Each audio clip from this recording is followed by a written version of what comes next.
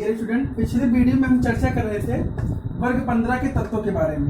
तो वर्ग 15 में कौन कौन से तत्व आते हैं? नाइट्रोजन, फास्फोरस, आर्सेनिक, एंटीमनी और बिस्मथ। ये आपके 5 तत्व हैं वर्ग 15 में। ठीक है, इसके लिए ट्रिक हम बता रहे थे। ध्यान दीजिए ट्रिक कैसे होगा इसका। नाना पाटेकर आज सब्जी बेचेगा, ये ट्रिक हो गया। ठीक है, ये वर्ग 15 के तत्वों को जानने के लिए ट्रिक हो गया। आप इसको याद रखेंगे, जैसे गाने याद रखते हैं ना, उसी प्रकार इसको भी याद रखेंगे। ठीक है, अब ध्यान देंगे जो इसका प्राथमिक तत्व है क्या है? नाइट्रोजन। हम बता रहे हैं जिसका प्राथमिक तत्व है वो क्या है? नाइट्रोजन। ये प्राथमिक तत्व है। इसका क्या है? प्राथमिक तत्व है। इसका प्राथमिक तत्व क्या है? नाइट्रोजन। ठीक है, प्राथमिक तत्व क्या है? तो अब ध्यान देंगे इसमें नाइट्रोजन के बाद क्या है? फास्फोरस। इसके बाद क्या है? आर्सेनिक। इसके बाद है एंटीमनी और बिस्मथ। अब सबसे पहले हम देखेंगे कि नाइट्रोजन है क्या। नाइट्रोजन क्या है? एक प्रकार का भाई गैस है। क्या है? गैस है। इसके अलावा फास्फोरस क्या है? फास्फोरस ये मोम जैसा होता है। मोम जैसा, मोम जानते हैं ना आप सब? मोम जैसा ठोस है। मोम जैसा ठोस। बाकी जितने तत्व हैं सब ठोस हैं। क्या है? सारे तत्व क्या है? ठोस है। केवल जो प्राथमिक तत्व है नाइट्रोजन, ये क्या है? गैस होता है। जानते हैं ना नाइट्रोजन के बारे में? नाइट्रोजन कितना परसेंट पाया जाता है वायुमंडल में? 78%। कितना पाया जाता है?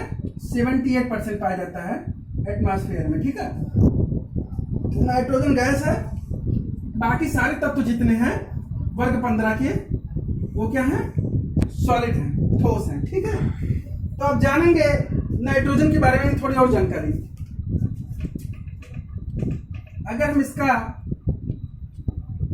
इलेक्ट्रॉनिक विन्यास देख लें तो किस प्रकार से होगा वर्ग 15 के तत्वों का इलेक्ट्रॉनिक विन्यास। अब नाइट्रोजन का परमाणु क्रमांक कितना है? एटॉमिक नंबर कितना है नाइट्रोजन का? 7 है ना। तो इसका इलेक्ट्रॉनिक विन्यास करिए 1s2 2s2 2p3। इसी प्रकार इसका देखिए 15 है ना फास्फोरस, इसका करिए इलेक्ट्रॉनिक विन्यास 1s2 2s2 2p6 3s2 3p3। 2 2 4 4 6 10 2 12 3 15। इसका मतलब क्या है? आप सारे तत्वों का इलेक्ट्रॉनिक विन्यास करेंगे तो सारे तत्वों में क्या होगा? जो इसके बैलेंसी सेल में आप देखेंगे, जो संयोजी कोष में अगर आप देखेंगे अंतिम कोष में कितने इलेक्ट्रॉन होंगे सारे तत्वों के। तो अगर इसका इलेक्ट्रॉनिक विन्यास देख ले तो क्या लिख सकते हैं? कॉमन जो इलेक्ट्रॉनिक विन्यास दिखा सकते हैं 1s2 n2 और np क्या दिखा सकते हैं? ठीक है, np करके क्या दिखा सकते हैं आप? 3 ns2 और np3। ये इलेक्ट्रॉनिक विन्यास आप इसमें दिखा सकते हैं, जिसका आप कॉमन इलेक्ट्रॉनिक विन्यास दिखाएंगे ns2 np3। ठीक है, इसी प्रकार से आप आर्सेनिक का करेंगे तो इसका क्या हो जाएगा? क्या हो जाएगा? 4p3। इसका क्या हो जाएगा? 5p3 और इसका 6p3। देखिए, जो हमको जानकारी लेना है कि अंतिम इलेक्ट्रॉन किसमें प्रवेश कर रहा है? पी कोष में। यही चीज हमको देखना है, ये कॉमन होना चाहिए। ठीक है, ये सारे जितने आपके हैं एलिमेंट सब में कॉमन है कि जो अंतिम इलेक्ट्रॉन है ये पी कोष में प्रवेश कर रहा है। ठीक है, तो इसका इलेक्ट्रॉनिक विन्यास कैसे हो गया? ns2 np3 टाइप का हो गया। ये आपका वर्ग 15 है। अब आप जानेंगे इलेक्ट्रॉनिक विन्यास तो आप देख लिए। अब आप जानेंगे नाइट्रोजन के बारे में। भाई देखिए, अभी हम बताएं, अब इसका नाइट्रोजन है ना 7 है, तो अगर इसका हम के यल यम यन में करें तो क्या होगा? आप ऐसे करेंगे ना 2,5। ठीक है, ऐसे ही तो करेंगे भाई। के में जानते हैं मैक्सिमम 2 इलेक्ट्रॉन, यल में 8 इलेक्ट्रॉन, यम में 18 और एन में 32। ठीक, अब हम देखेंगे अगर हम संयोजकता देख लें कि भाई नाइट्रोजन है, फास्फोरस है, आर्सेनिक है, एंटीमनी है और बिस्मथ है, इसकी संयोजकता कितनी होती है? ये चीज देखने वाली बात है। तो देखिए नाइट्रोजन है, हम जानते हैं इसका क्या आया था इलेक्ट्रॉनिक विन्यास करने पे 2s2 और 2p3, ये तो आया था भाई 1s2 2s2 2p3, हमसे इतना मतलब है। अब करेंगे क्या, हम बताए थे यस में कितने ऑर्बिटल 1, पी में कितने ऑर्बिटल होते हैं 3, डी में 5 और एफ में 7, ठीक है। तो यस में 1 ऑर्बिटल, पी में 3 ऑर्बिटल। अब एस में कितने इलेक्ट्रॉन है, 2 इलेक्ट्रॉन, दिखा दीजिए भैया, पी में 1 2 3। अब देखिए, अब यहां देखेंगे यहाँ कोई डी ऑर्बिटल तो है ही नहीं, हाँ, कि जहां गैस वाला इलेक्ट्रॉन जाए। तो आप क्या कहेंगे, यहाँ पर कितने अयुग्मित इलेक्ट्रॉन हैं, कितने अयुग्मित इलेक्ट्रॉन हैं, अनपेयर्ड ऑफ इलेक्ट्रॉन कितने हैं 3, कितने अयुग्मित इलेक्ट्रॉन है 3। तो इसका मतलब क्या हो गया, आप कह सकते हैं कि नाइट्रोजन की संयोजकता कितनी होगी भैया 3। अभी हम बताए थे KLMn में करके, KLMn में करके बताए थे आपको कि नाइट्रोजन का 7 होता है, 2,5 आ रहा था। तो इसका मतलब क्या होगा, नाइट्रोजन की संयोजकता यहाँ पे कितनी होगी 5 भी होगी, जाहिर सी बात है भैया। अभी हम बताए थे आपसे कि KLMn में करने पर 2,5 होता है ना, तो इसका मतलब इसकी संयोजकता 5 भी होगी। अब जितने सारे तत्व हैं भैया, सभी में आप देख लीजिए, जितने सारे तत्व हैं, फास्फोरस, आर्सेनिक, एंटीमनी और बिस्मथ, सभी का जो संयोजकता होता है वो क्या होता है 5 होता है। लेकिन नाइट्रोजन क्या होता है, 2 प्रकार की संयोजकता प्रदर्शित करता है, 3,5 दिखा दे रहे हैं आपको फास्फोरस में करके। फास्फोरस का क्या होता है, इलेक्ट्रॉनिक विन्यास करने पे 3s2 और 3p3 कर लीजिए भैया। अब देखेंगे, अब इसमें देखिए क्या होता है, इस वाले में अब आप इसको करे थे ना ऐसे, अभी करके ऐसे दिखाए थे। तो इसमें होता क्या है, जो इसका 1 इलेक्ट्रॉन होता है ये जंप करके कहाँ चला जाता है भैया, इसमें चला जाता है, इसमें डी वाले में। तो डी में चला जाता है तो अनपेयर्ड ऑफ इलेक्ट्रॉन की संख्या कितनी हो जाती है, कितनी हो जाती है 5 हो जाती है। तो इसलिए इसकी संयोजकता कितनी हो गई 5, ठीक है। इसी प्रकार फास्फोरस, आर्सेनिक, एंटीमनी और बिस्मथ, इन सबकी संयोजकता कितनी होती है 5, और नाइट्रोजन की 3 और 5 दोनों होती है संयोजकता। पूछा जाता है, बहुत पूछा जाता है, ठीक है। अब आप देखेंगे संयोजकता के बारे में आपको बता दी गई, ठीक है। अब अगर हम देख लें जो इसकी परमाणु त्रिज्या क्या होगी, परमाणु त्रिज्या क्या होगी। अब ध्यान दीजिए, नाइट्रोजन से बिस्मथ की ओर जैसे नीचे जाएंगे तो परमाणु त्रिज्या क्या होगी, बढ़ेगी, क्या होगी, इंक्रीज होती है, क्या होती है, इंक्रीज होती है, अर्थात बढ़ती है।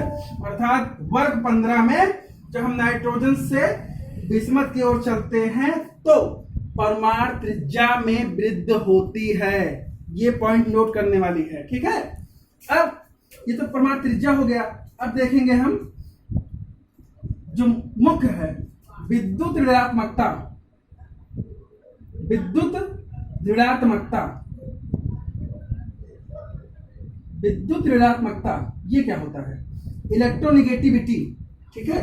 ये क्या होता है, इलेक्ट्रोनेगेटिविटी।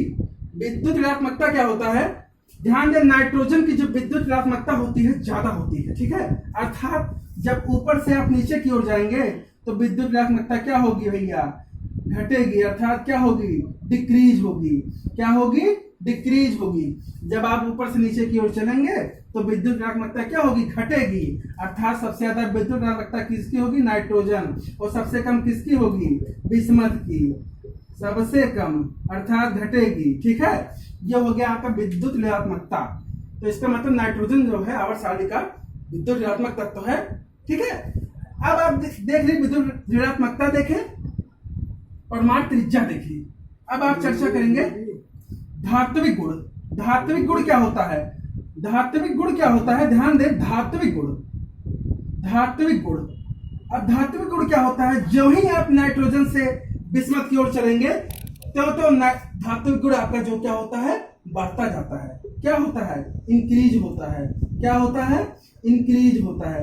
अभी हम भैया बताए थे आपसे कि नाइट्रोजन क्या है, गैस है। इतना तो सेंस लगाइए आप सब ना कि जब गैस है तो जब गैस है तो धातु में होगा नहीं, क्योंकि आप पढ़ते हैं ना धातु क्या होती हैं, धातु समानता क्या होती है? धातु समानता ठोस होती है, कठोर होती है ना। वही कुछ अपवाद छोड़ के धातु सामान्यता क्या होती है? कठोर होती है। ठीक है, अब आप ध्यान देंगे जब हम धात्विक गुण के बारे में चर्चा कर रहे थे तो इसका मतलब सबसे ज्यादा अगर धात्विक गुण किसी के पास है भैया तो क्या है? बिस्मथ।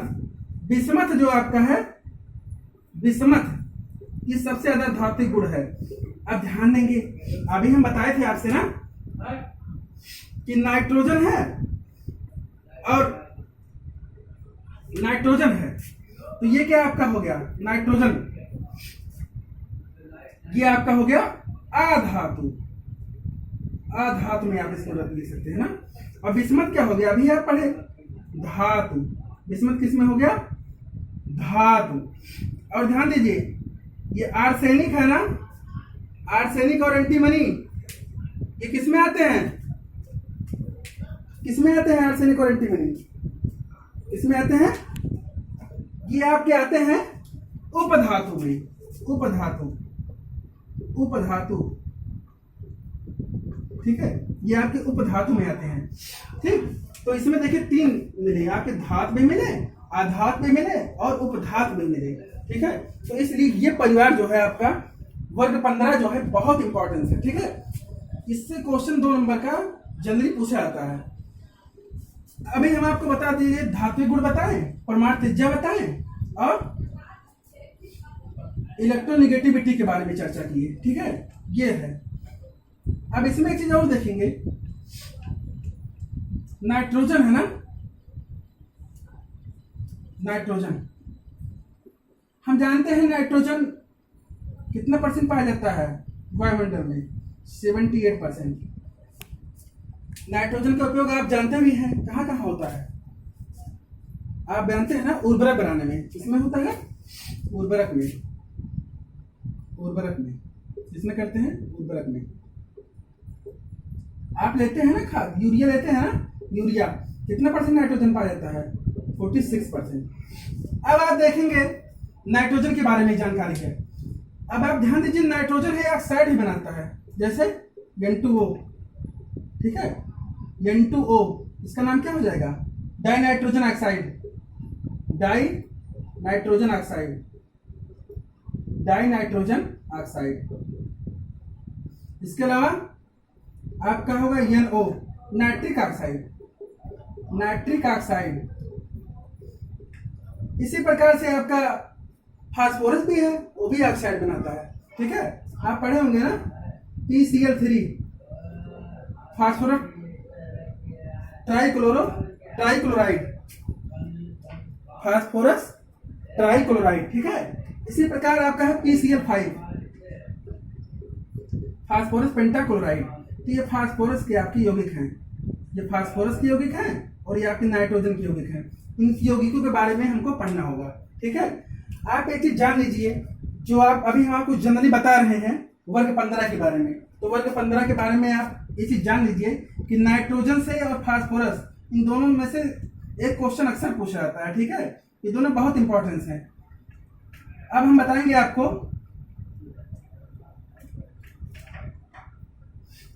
वर्ग 16 के बारे में। वर्ग 16 तो अभी आप पढ़े, पहले वर्ग 13 पढ़े ना, बोरान परिवार। इसके बाद वर्ग 14 आप पढ़े कार्बन परिवार। वर्ग 15 पढ़े नाइट्रोजन परिवार। अब वर्ग 16 है आपका oxygen, oxygen, sulphur, selenium, tellurium और पोलेनियम। ये आपके 5 तत्व हैं, 1 2 3 4 5। ठीक है, ये आपके 5 तत्व किस में आएंगे? ऑक्सीजन परिवार में। इसका प्राथमिक मेंबर क्या है? ऑक्सीजन, इसलिए कौन सा परिवार? ऑक्सीजन परिवार। ये आपका है ऑक्सीजन परिवार, ये आपका है ऑक्सीजन परिवार। अब आप ध्यान देंगे ऑक्सीजन परिवार में इसका प्राथमिक मेंबर क्या है? ऑक्सीजन, इसके बाद सल्फर, ठीक है, सेलेनियम, टेलोरियम और पोलेनियम। ठीक है, अब इसका देखेंगे पहले एटॉमिक नंबर। ऑक्सीजन का कितना होता है? 8। वही फार्मूला अपनाएंगे, 8 18 18 32। इसमें जोड़ेंगे कितना हो जाएगा? 8 में 18 जोड़ेंगे कितना हो गया? कितना हो गया? कितना होगा? अभी आप पढ़े थे जैसे ना, अभी आप इसके पहले पढ़े थे आप नाइट्रोजन परिवार, नाइट्रोजन, फास्फोरस, आर्सेनिक, एंटीमनी और बिस्मथ। इसमें नाइट्रोजन का कितना था 7, इसके बाद क्या जोड़े थे आप 8, ठीक है। तो इसका कितना था 15 और इसके बाद कितना जोड़े थे 18, तो इसका कितना हो गया था 33। इसके बाद फिर आप जोड़े थे कितना, इसके बाद फिर आप जोड़े थे 18, तो इसका कितना हो गया था, कितना हुआ था, कितना हुआ था 51 हुआ था ना, ठीक है। इसके बाद आप जोड़ेंगे 32, कितना हो जाएगा 83, ठीक है, 83 होगा। तो इसी प्रकार देखिए इसमें ऑक्सीजन है 8, अब आप इसमें 18 नहीं जोड़ेंगे, ये फार्मूला अपनाएंगे 8, 18, 18, 32, ठीक है। तो आप सबसे पहले क्या जोड़ेंगे 8, तो कितना हो गया 16, इसके बाद 18 जोड़ेंगे तो कितना हो गया 34, इसके बाद कितना हो गया 52 और इसके बाद कितना हो गया 84, ठीक। ये आपके जो तत्व हैं वर्ग 16 में आ जाएंगे, ऑक्सीजन, सल्फर, सेलेनियम, टेलुरियम और पोलोनियम।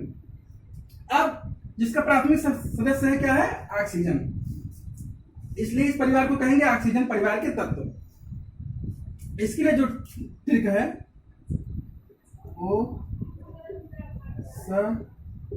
से